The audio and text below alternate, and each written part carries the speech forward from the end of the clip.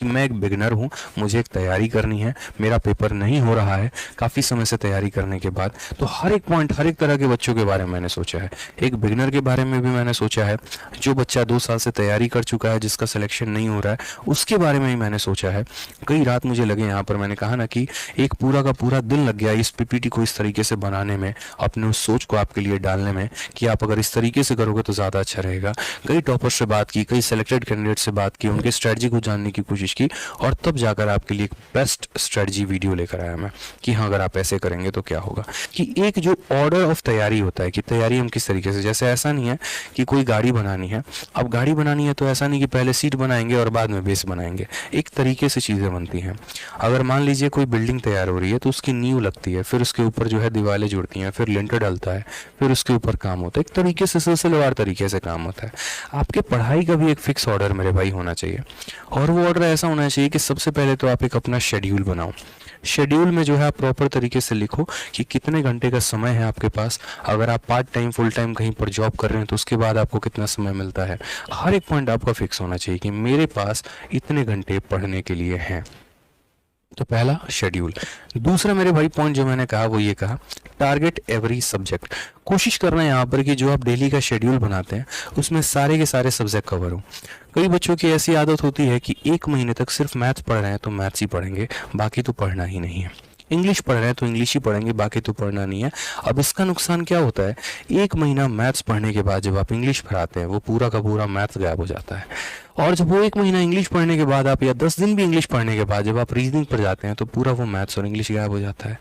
तो इसीलिए मैंने कहा ना कि कोशिश यहाँ पर ये रहे कि लगभग जो आप दिन में पढ़ रहे हैं तो मेरे भाई उसमें सारे के सारे सब्जेक्ट इनरोल्ड हों। जितने भी सब्जेक्ट हैं आपको सभी को समय देना है और थोड़ा थोड़ा करके देना है। ठीक है। नेक्स्ट अगर हम बात करते हैं तो लिमिटेड रिसोर्स होना चाहिए, ये बहुत ज़रूरी है। आज के समय टेलीग्राम है तो टेलीग्राम के अगर फ़ायदे हैं तो टेलीग्राम के नुकसान भी हैं।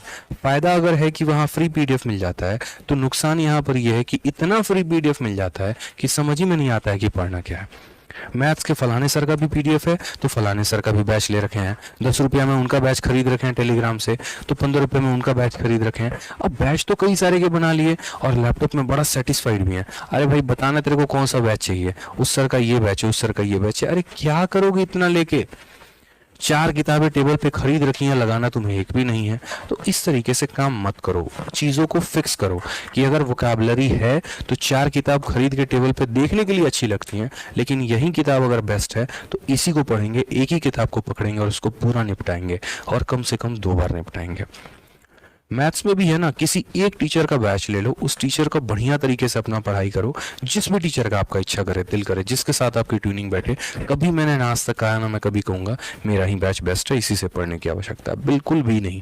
आपकी ट्यूनिंग जहाँ बैठती है, जिसके साथ बैठती है, उनसे पढ़िए, उनके पीडीएफ को लगाइए और उसके बाद एक बढ़िया प्रीवियस ईयर की किताब पकड़ के उसके ऊपर प्रैक्टिस करिए। सेम काम आपको रीजनिंग के लिए करना है। आपको है ना फिक्स करना पड़ेगा भाई, अपने रिसोर्सेज को बड़े लिमिटेड करने पड़ेंगे, क्योंकि अनलिमिटेड चीज़ों का कोई ठिकाना नहीं है। ठीक है, जैसे आप खाना भी बनाते हैं तो एक बड़े लिमिट अमाउंट में तेल डालते हैं, नमक डालते हैं और बाकी चीज़ों को डालते हैं ताकि वो खाना एक परफेक्शन खाना अच्छा बने। ऐसा नहीं है कि ले लपेट दिए पूरा का पूरा मसाला खाने में, देखते हैं कैसे स्वादिष्ट नहीं होगा, ऐसे नहीं होता है। जितना ज़्यादा टेबल पर किताब होगा, जितना ज़्यादा वजन टेबल का बढ़ेगा, दिमाग का भी वजन उतना ही बढ़ने वाला है। इसलिए कम चीज़ों को रख के मेरे भाई उसके ऊपर ज़्यादा से ज़्यादा रिविजन करो, वो सबसे ज़्यादा फायदेमंद होगा। ठीक है।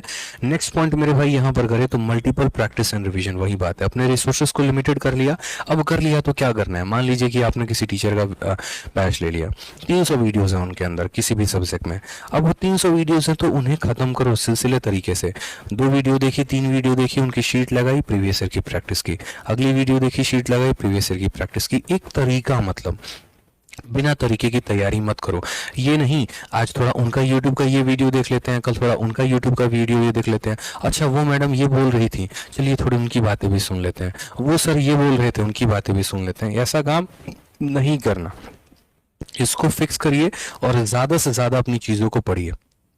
जितना ज़्यादा रिवाइज करेंगे उतना अच्छा है। और लास्ट पॉइंट जो कि मैं भी करता हूँ, वीकली एनालिसिस मेरे भाई। ये वीकली एनालिसिस आपको लगता है ना कि स्टूडेंट लाइफ में ही ज़रूरी है क्या? बिल्कुल भी नहीं।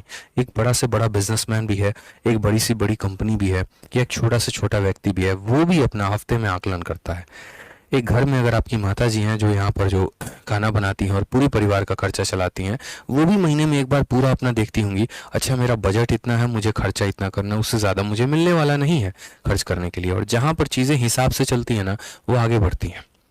कुछ डायलॉग सुनने में बड़े अच्छे लगते हैं, जैसे कहा जाता है कि चद्दर देख के पाँव फैला, और कुछ लोग कहते हैं नहीं हम पाँव फैला के बाद में चद्दर देखेंगे। ठीक है, वो एक अलग चीज़ है, वो एक अलग स्टोरी है, लेकिन यहाँ पर आपको क्या करना, अपना मूल्यांकन करना बहुत ज़रूरी है।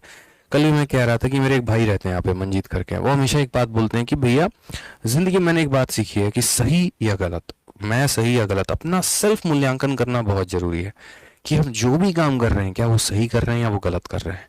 आप जब एनालिसिस में बैठो ना, आधे घंटे 1 घंटे बैठो, आप उस आधे घंटे 1 घंटे में ये देखो कि हमने मैथ्स को कितना कवर किया, हमने इंग्लिश कितना कवर किया, क्या हमारे मॉक में स्कोर बढ़े या नहीं बढ़े, या हमारा मेहनत एक गलत दिशा में जा रहा है।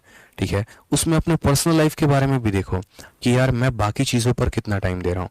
अगर कोई मेरी गर्लफ्रेंड है या बॉयफ्रेंड है तो मैं ऐसा तो नहीं कि दिन दिन भर पूरा का पूरा बात करने में लगा दे रहा हूँ, ऐसा तो नहीं कि उसको गिफ्ट देने और लेने के चक्कर में आधा दिन मेरा निकल जा रहा है।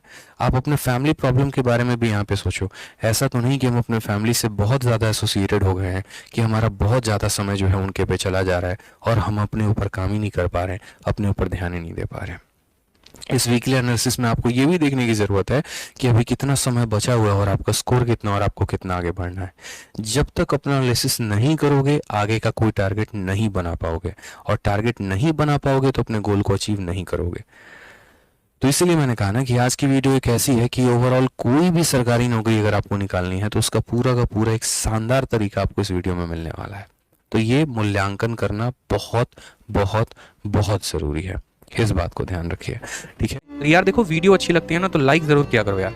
आप लोगों के लाइक से बहुत मोटिवेशन मिलती है, बहुत हिम्मत मिलती है और पढ़ाने की, और अच्छा करने की, और बढ़िया कंटेंट लेकर आने की, और साथ में वीडियो को हर जगह पे शेयर भी किया करो।